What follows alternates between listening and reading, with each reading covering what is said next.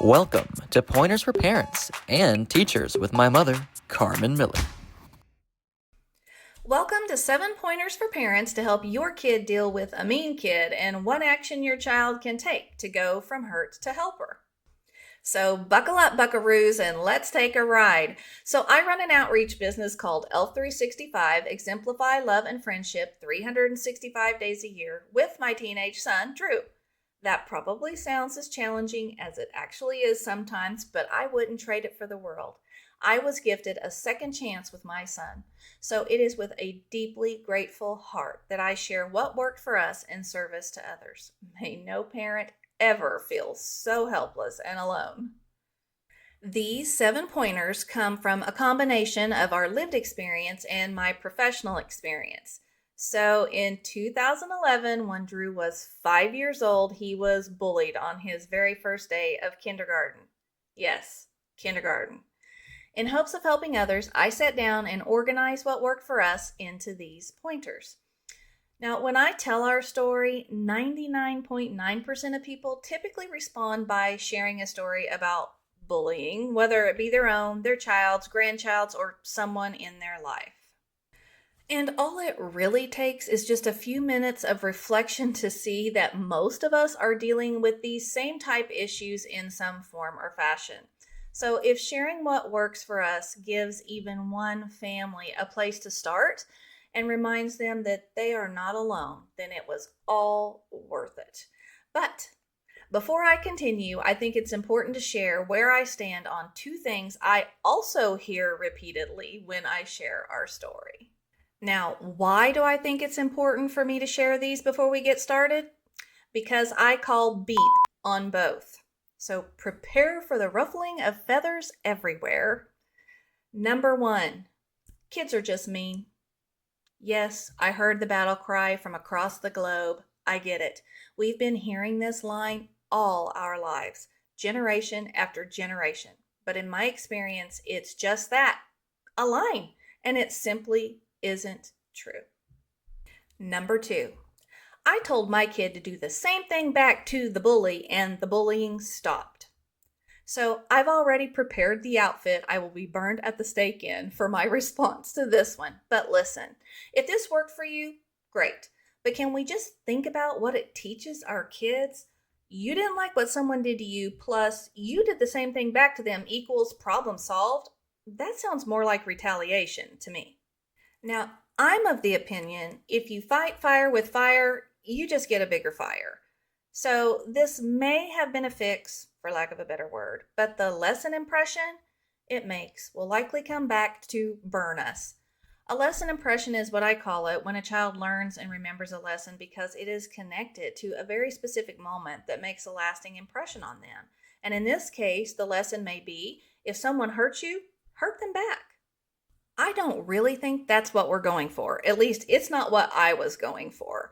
I can already feel my feet burning, so we'll save a deeper discussion on this for later. Another day, another steak. But while I'm at it, I might as well add a little more fuel to the fire and say, let's not label kids. Let's stop calling kids bullies. Not only can labels stick with kids forever, but this is also where the self-fulfilling prophecy can rear its ugly head. The self-fulfilling prophecy is when a false belief or expectation leads to the behaviors that cause the expectation to come true. Children are still learning who they are and often believe what we tell them. When we label them, we are essentially telling them what we believe they are, and it only makes sense that they would believe it too. Plus, research shows that children begin forming core beliefs about themselves between ages 5 and 8. And those beliefs often shape how they see themselves for life.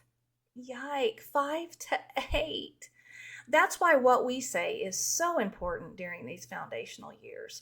Words from peers, teachers, and caregivers carry enormous weight. And I witnessed this myself. Whew, man, my feet are already on fire. So while we did start our outreach business in response to bullying type behaviors, the overarching message shared by Elf 365 is love and acceptance of self and others. The cornerstone of our mission is empathy. So I realize I've probably already lost some of you, and I wouldn't blame you if you stop listening right now. I mean, you don't even know me. But if I could just get you to hold that match for just a second and let me explain, I think it will help. I spent over 20 years working in social services, 15 of those in child advocacy. I saw children and parents and extended families struggling hard in every way imaginable and unimaginable. I saw such brokenness that it cannot be conveyed by words alone. In my career, I witnessed the difference just one person could make, and I saw this in my own life too. And I want to make sure you truly understand the degree to which I mean this. I saw the difference one person could make. And it wasn't even always that big of a thing that the person even did. Sometimes it was as simple as a sentence. Can you imagine? Just something a person said and it changed a life, maybe even saved a life. Sadly, though, this life changing difference can go both ways. Oftentimes, it isn't always a positive difference that I saw. I have witnessed the power of a single person time and again, large and small, for good and for sad. So, what does all of this have to do with helping your child deal with a mean kid? Everything. When I dropped Drew off for his first day of kindergarten, I felt the same things most parents feel, but unbeknownst to me, what happened when I picked him up that day would eventually lead me here, sharing this with you. That afternoon, when I picked him up, the first thing he asked me when he hopped in the car with this deep sadness in his voice was, "Mom, why are kids so mean?" And my heart just sank. The good moments he had that day were completely overshadowed by hurt. Now, in my work, I saw hurting kids every day. Actually, if you see kids at all during your day, you see hurting kids too. But the biggest difference between me and most people, though, was that I had a thick case file filled with information about the kids I saw. I knew what they had been and were going through. I knew exactly how they were hurt, who let them down, how they weren't protected, why they didn't feel safe, how they hadn't been fed or didn't have a bed. And I could go on and on. I knew exactly why they were angry, anxious, depressed, impatient, or completely out of control. And I could go on and on here too. Now, when I was growing up, I always ran to my granddad when something was wrong because he took the time to listen and always responded with love and objectivity. That greatly shaped who I am today. And because granddad did this for me, it came natural for me to do this for Drew.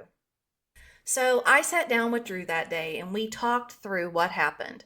This gave Drew a safe place to process his feelings. After multiple big hugs while staying as neutral and objective as possible, I shared other perspectives for him to consider.